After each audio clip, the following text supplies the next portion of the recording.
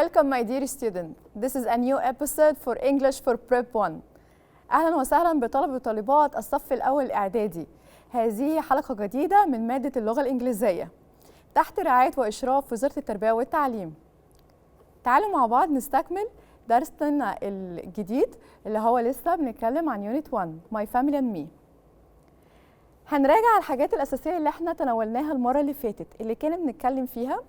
Talk about your family and talk about your hobbies. تتكلم عن عيلتك، أفراد عائلتك، وتتكلم عن هواياتك واهتماماتك. اتكلمنا كمان ازاي how to form a paragraph about your hobbies. ازاي تكتب فقرة قصيرة عن هواياتك واهتماماتك. اتكلمنا كمان في الجرامر how to use possessive adjectives and pronouns. ازاي استخدم ضمائر وصفات الملكية عشان أعبر عن ملكيتي للأشياء. في كل lesson احنا بنحاول ننوع في السكيلز language skills. اللانجوج سكيلز بتاعتنا بتتناول 4 main skills: reading and writing. So the more I read, the more I will be able to write, and listening and speaking. The more I listen, the more I will be able to speak. كل ما اسمع اكتر كل ما هقدر اتكلم بسهولة. كل ما اقرا اكتر كل ما هقدر اكتب برضو بسهولة. So we have here different skills. في كل lesson بنحاول نستخدم أكتر من مهارة عشان to perfect them، عشان نتمكن ونتقنهم. يلا نبتدي درسنا الجديد lesson 3 in unit 1 family and me.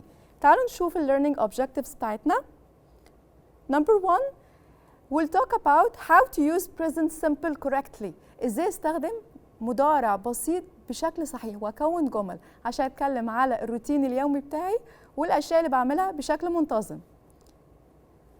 Number 2, we're going to listen to a conversation, محادثة, about families, عائلات that are not always together. Some families, they are not always left together. مش دايما بيبقوا عايشين مع بعض. وهنعرف ده في التكست اللي هنسمعه وهنقراه. Number 3, we're going to understand a video about chess. هنعرف تاريخ لعبة التشيس، لعبة الشطرنج. يلا بينا نبتدي الدرس بتاعنا. بنسأل سؤال: Do all family members live together in the same country؟ هل كل العائلات بتعيش في نفس الكانتري، في نفس الدولة مع بعض؟ سامي وآية they are my friends. دول أصدقائنا في الحلقة دي. هيحكوا لنا عن الفاميليز بتاعهم اللي مش عايشين في نفس الدولة. We are going to listen to Aya and Sami. They are going to talk about their families. هيحكوا لنا عن عائلاتهم. Who live in different countries. اللي بيعيشوا في دول مختلفة. We are going to listen to 3 different countries. هنسمع 3 أسماء دول مختلفة. We need to know which country they were talking about. عايزين نعرف أسامي ال3 دول اللي حكوا لهم عنها. عندنا Egypt, France, Morocco, Oman, and South Africa. Let's listen together to know what are the 3 correct countries. Student's Book, Unit 1, Lesson 3, Exercise 4. Listen to Sami and Aya. Which 3 countries do you hear in the conversations? My family lives in Cairo, but my dad works in Paris, France. He goes to the airport on Sundays and he catches a plane to Paris. It takes 5 hours to fly there. And then he catches a plane home to Egypt on Thursday evenings. He works very hard. On Saturdays, we play football in the park and we play chess. I love my dad and I'm happy when he's at home. My grandmother and grandfather live in South Africa. They live next to the beach in Cape Town. They have a beautiful house. We go and visit them, but it's a long way. It takes 12 hours to fly there. I talk to them on the phone, but they don't have a computer, so we can't make a video call. I would like to see them every day, but I can't. As we listen to Aya and Sami who were talking about their families. سمعنا الآية وسامي اللي كانوا بيتكلموا عن عائلاتهم. Who live in different countries. اللي بيعيشوا في دول مختلفة. So after we have listened, Let's see the right correct countries that آية and سامي talked about. تعالوا نشوف الثلاث دول اللي قالوا لنا عليهم آية وسامي. Yes, you're right. Egypt, France, and South Africa. مصر وفرنسا وجنوب أفريقيا. Let's read in a different way. تعالوا ما نشوف التكست والconversation in a different way together. تعالوا نشوف مع بعض. Let's read together. Which three countries do you read in this conversation? هنقرا conversation تاني عشان نفتكر الثلاث دول. سامي. My family lives in Cairo, but my dad works in Paris, France. He goes to the airport on Sundays and he catches a plane to Paris. سامي بيحكي لنا عن باباه اللي بيعيش في القاهرة but he works in Paris لكن بيشتغل في باريس في فرنسا. He goes to the airport on Sundays. بيروح الايربورت المطار ايام يوم الاحد علشان يركب الطيارة بتاعته يروح لباريس. So it takes 5 hours to fly there. تاخد 5 ساعات عشان يسافر هناك and then he catches a plane home to Egypt. وبعد كده بياخد الطيارة بتاعته back to Egypt لمصر on Thursdays أيام الخميس. On Thursday evening. He works very hard. On Saturdays we play football in the park and we play chess. لما بابا بيرجع في الويك end on Saturdays they play football in the park and they play chess. Sammy say, I love my dad and I'm happy when he is at home. Now we have listened to Sammy. Let's read together what Aya have said. تعالوا نشوف آية قالت إيه. آية. My grandmother and grandfather live in South Africa. بيعيشوا في جنوب أفريقيا. They live next to the beach in Cape Town. بيعيشوا في Cape Town دي المدينة the capital of South Africa. They have a beautiful house. We go and visit them but it's a long way. It takes 12 hours. تاخد 12 ساعة عشان يقدروا ياخدوا الطيارة لهناك to fly there. I talk to them on the phone. هي بتكلمهم on the phone. But they don't have a computer so we can't make a video call. لأنه ما عندهمش computer so they can't make a video call. So I would like to see them every day but I can't. هي بتأمل إن هي تشوفهم كل يوم but she can't. تعالوا نعرف أهم الفوكابولاري اللي احنا قريناها وشفناها وسمعناها. Here we have any country have a capital or has a capital بيبقى ليها عاصمة. For example, country like France. What's the capital of France? Yes, Paris. So the country is France and the capital is Paris. The country is Egypt. الدولة هي مصر. الكابيتال بتاعتها yes right كايرو القاهرة. Country is South Africa جنوب أفريقيا. Capital it's Cape Town دي العاصمة Cape Town. Here we have another countries to know about. عايزين نعرف برضو أسامي بعض الدول. Morocco which means المغرب. Oman دولة عمان. Here we have airport. What is airport?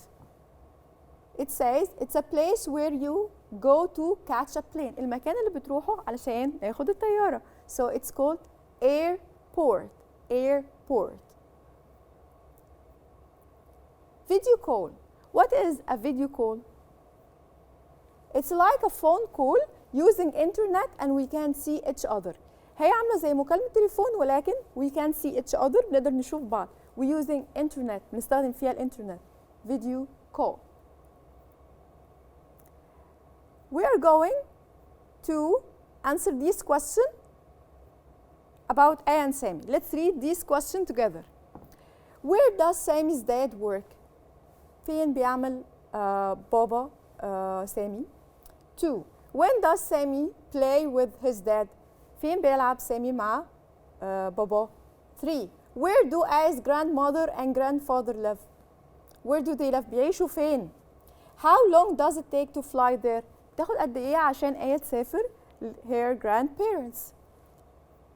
We are going to read again to answer this question. So, I say, my grandmother and grandfather live in South Africa. They live next to the beach in Cape Town. They have a beautiful house. We go and visit them, but it's a long way. It takes 12 hours to fly there.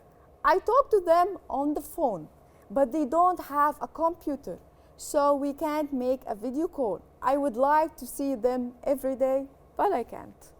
This was Aya. Let's read again about Sami.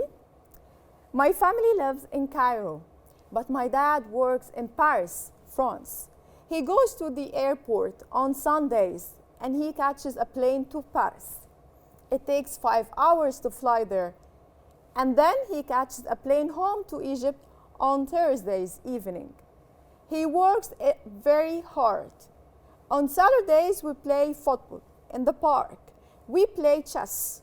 I love my dad and I'm happy when he's at home. This was Sami. Let's answer the questions together. Where does Sami's dad work? Yes, you're right. He works in Paris, in France. Bravo, excellent. Number 2. When does Sami play with his dad? امتى بيلعب سامي مع باباه؟ Excellent. He plays with him on Saturdays. Where do Aya's grandmother and grandfather live? And how long does it take to fly there? Yes, true. They live next to the beach in Cape Town in South Africa. Excellent. Number 4, how long does it take to fly there? Yes, right. It takes 12 hours. Excellent. You did a great job. Let's continue.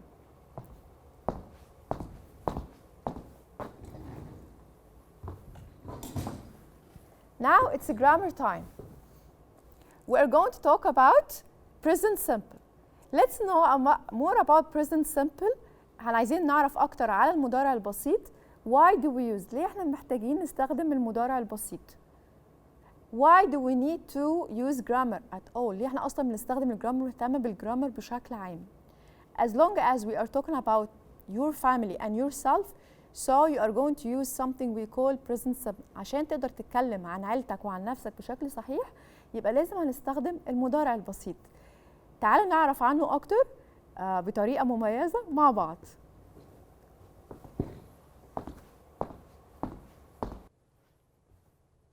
It's a grammar time. دلوقتي هنتكلم على الجرامر. حابة أفكركم إن الجرامر هو الهدف منه to form a right sentence. أكون جملة صحيحة. To be able to communicate with my friends. عشان أقدر أتواصل بشكل صحيح مع زمايلي. الجرامر mainly talks about or is mainly about tenses. أزمنة. الأزمنة in English there are 3 main tenses like past, present, future. يا إما بتكلم في الماضي يا في الحاضر يا في المستقبل. Today we are going to talk about present simple. طب بستخدم present simple for what؟ لإيه؟ عشان أتكلم على الروتين بتاعي اليومي اللي بيتكرر or schedules مواعيد وجداول زمنية محددة facts حقائق frequency حاجة بتتكرر in a regular time بشكل منتظم. Let's see some example like routine. When I say I get up at 6 every day, it's my daily routine. Schedules. When I say my English class starts at 9. When I talk about facts, حقائق, like what? Like when I say the sun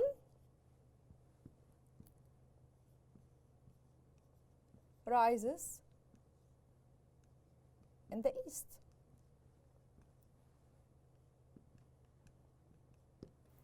Frequency. Frequency means حاجة بتتكرر. When I say my sister takes the bus every day. So let's revise. We use present simple to talk about routine, حاجات متكررة بشكل يومي، الروتين بتاعي schedules جداول، facts حقائق، frequency وشيء فيها نوع من أنواع الانتظام. تعالوا نشوف إزاي ممكن أكون جملة بشكل صحيح by using present simple. يلا بينا.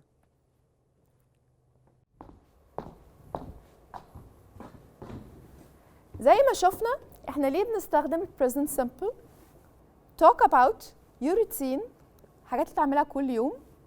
talk about schedules، تتكلم على جداول أو مواعيد ثابتة. تتكلم عن حاجة فيها frequency، فيها تكرار بعملها بشكل متكرر. all of these بنستخدمها مع ال present simple. عايزين نشوف التركيب بتاعه بيتكون من ايه. so if I want to use or form a sentence، عايز أكون جملة. let's see in a statement I can say I play football every weekend. وزي ما احنا شايفين بنتكلم هنا على حاجة روتين بعملها بشكل متكرر. I play football every weekend. أنا بلعب كرة قدم في كل نهاية أسبوع. So I use the verb in the infinitive، بستخدم الverb في الشكل بتاعه العادي بدون أي إضافات مع you, we, they and I. If I want to make it negative، لو عايزة أنفي الجملة.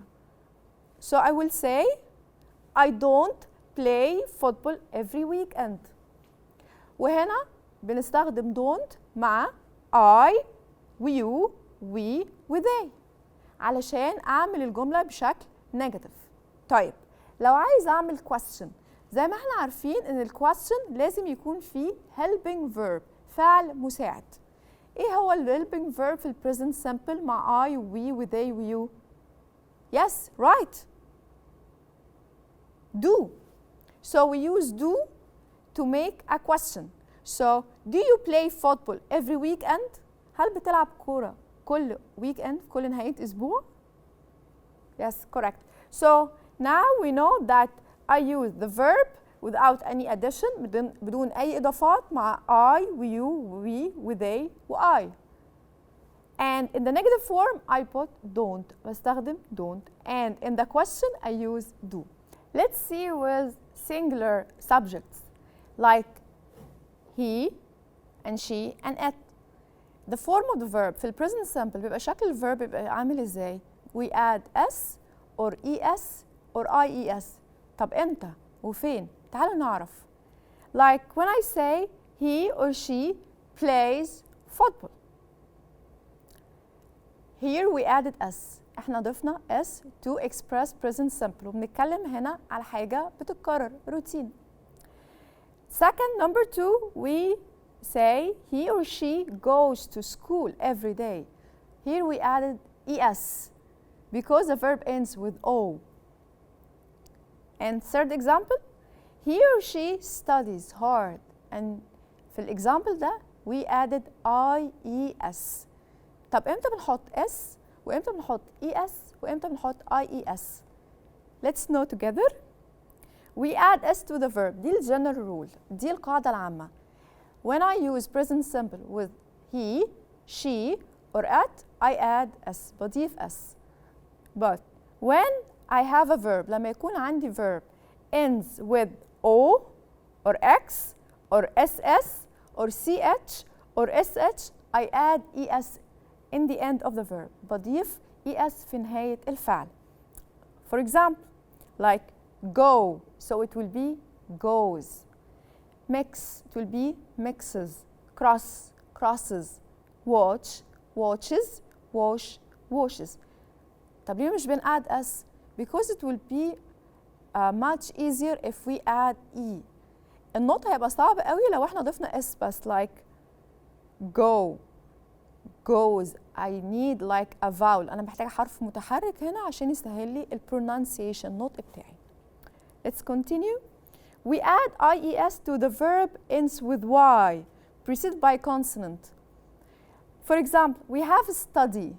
Study ends with y, but the verb أو الحرف اللي قبلها it's y, it's d, so it's a consonant. يعني حرف ساكن. Like play. Play ends with y, but we didn't change the y into I. ما غيرناش ال y into I. ليه؟ عشان لك قبلها كان vowel. هما ال vowels نفتكر مع بعض. A, E, I, O and U. but D it's not one of them. حرف D مش one of the vowels. عشان كده we changed، احنا غيرنا ال Y into I and then we added ES.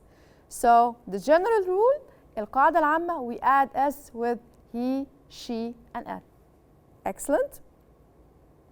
So study, it will be studies. Let's see when I want to make a negative sentence. عايزة أنفي الجملة. احنا خدنا مع I, we و they, we negate using do. Here we are going to use doesn't. But after I use doesn't, الverb بيرجع في شكله الأساسي. The basic form. إيه هو ال basic form؟ الفعل بدون أي إضافات. So when I say he, she doesn't play football. Play هنا من غير S، من غير أي إضافات. In the question, I start with does. So does he, does she play football? The same rule. نفس القاعدة. I use the base form. الفعل بالصورة الأساسية بتاعته بدون أي إضافات.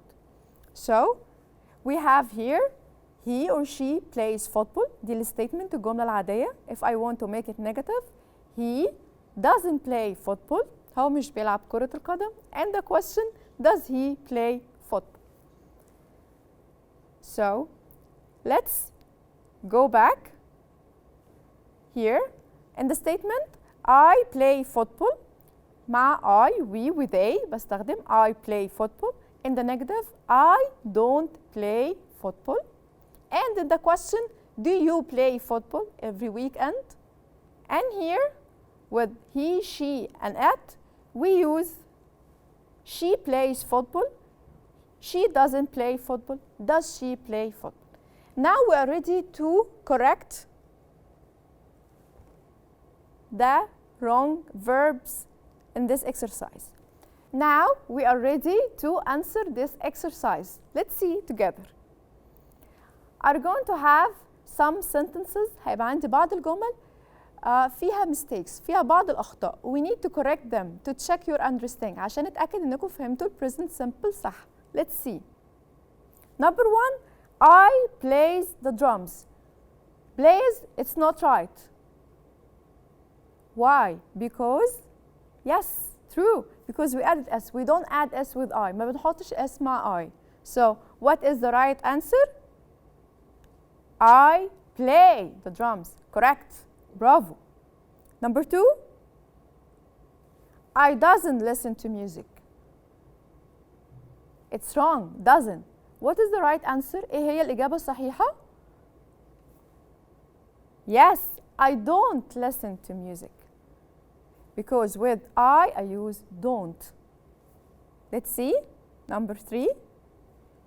Do he play football on Mondays? Do he play football on Mondays? هل هو بيلعب كرة القدم on Mondays? Do is wrong. What is the right answer? Right. It is does. Does he play football on Mondays? Let's continue. يلا نكمل مع بعض. She don't go swimming. Don't here is wrong. What is the right helping verb? ايه هو الفعل المساعد اللي هيبقى صح هنا مع she؟ Correct. She doesn't go swimming. She doesn't go swimming. Yes. Here we have a question. Does you play chess? Does you play chess? Does is wrong. What is the right answer? Yes. Do you play chess? Do you play chess? Excellent. Now we checked your understanding. دلوقتي احنا اتأكدنا ان انتوا فهمتوا ال present simple صح. وعرفنا ان do بتيجي مع I و you و they و we. وعرفنا ان does بتيجي مع he و she و it. Excellent. Amazing. Let's continue. We'll talk about an amazing part, which is a popular game. يعني ايه popular game؟ لعبة معروفة وشعبية. As we see here a picture of a chess. لعبة الشطرنج. Do you know the history of chess? هل تعرف تاريخ الشيس وابتدى ازاي؟ Let's know together. We have a question. Do you play chess? If you play chess لو بتلعب الشطرنج, for sure you will be interested to know about the history of the game. هتبقى مهتم عشان تعرف تاريخ اللعبة.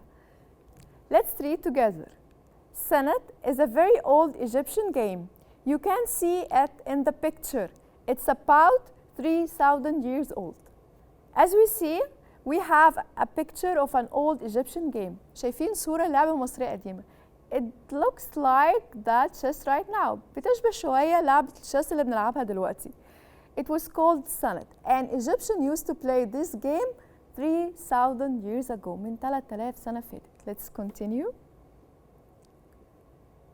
Look at these people at the Pharaonic Village Museum in Cairo. هنبص على الصورة دي الاثنين اللي بيلعبوا تشيس أو السنت في القرية الفرعونية في المتحف في مصر. They like Senate too. بيحبوا السنت. Today people play a game like Senate. It's called chess. مصريين زمان كانوا بيلعبوا الجيم دي كانوا بيسموها السنت. And now people play it but it's called chess وبيتسمى chess شطرنج. Two people play chess. الشاس بتلعب two people بشخصين. Each person has got white and black pieces. كل شخص بيبقى معاه يا اما black or white pieces. It's not an easy game. Some people play it for 6 hours or more. واللي هنعرفه it's not an easy game. It's a very difficult game and some people takes a long time to play it. Like more than 6 hours. لعبة صعبة جدا وفي ناس كتير جدا بتاخد وقت عشان تلعبها. More than 6 hours. أحيانا أكتر من 6 ساعات. Basim Amin is an Egyptian chess player. We have a very famous chess player called Basim Amin and he is Egyptian and he is very clever at playing chess. He is from Tanta. He is very famous. He is very good at chess. وهو شاطر جدا في لعب الشطرنج. Chess is a popular game in Egypt. لعبة مشهورة جدا في مصر. There are many chess clubs. في نوادي مخصصة للشطرنج and some children have chess lesson after school and some children بعض الأطفال بيلعبوها بعد المدرسة. They also play it at home with their parents وأحيانا بيلعبوها في البيت مع parents. Let's continue. So again, do you play chess? Me, I do play chess. It's a very clever game. لعبة makes us clever. بتخلينا أذكياء. Let's answer this question. What is the old Egyptian game that looked like chess? Another question. Who is Basim Amin? I will give you a minute to think. Yes. What is the old Egyptian game that looked like chess? Amazing. Yes. It is Senate. It is an old Egyptian board game which looked like chess. Excellent. Who is Basim Amin? He is an Egyptian famous chess player. Perfect. So today we've learned to use present simple correctly. After we finish this chess game part, بعد ما خلصنا الجزء المتعلق بالchess بلعبة الشطرنج، تعالوا نعرف احنا أخدنا ايه في الابيسود دي في الحلقة دي. We learn how to use the present simple correctly. عرفنا ازاي نستخدم المضارع البسيط بشكل صحيح. To talk about our daily routine عشان نتكلم على الروتين اليومي بتاعنا، عشان نتكلم على الجداول اللي بنستخدمها كل يوم ومواعيد الحصص بتاعتنا. واستخدمنا ال present simple talk about something we do regularly بشكل منتظم. And we learn how to talk about families that are not living together. بعض العائلات اللي مش عايشين مع بعض. We listen to a conversation talked about them. وعرفنا بعض أسامي ال countries and capitals وبعض عواصم هذه الدول. And we learned also to understand a video about chess. وعرفنا history وتاريخ لعبة الchess. So we have learned so many things. تعلمنا حاجات كتير النهارده. أرجو تكونوا استفدتوا منها واستمتعتوا بالحلقة النهارده، ونشكركم جدا ونلقاكم في حلقة جديدة من English for Prep 1. Thank you.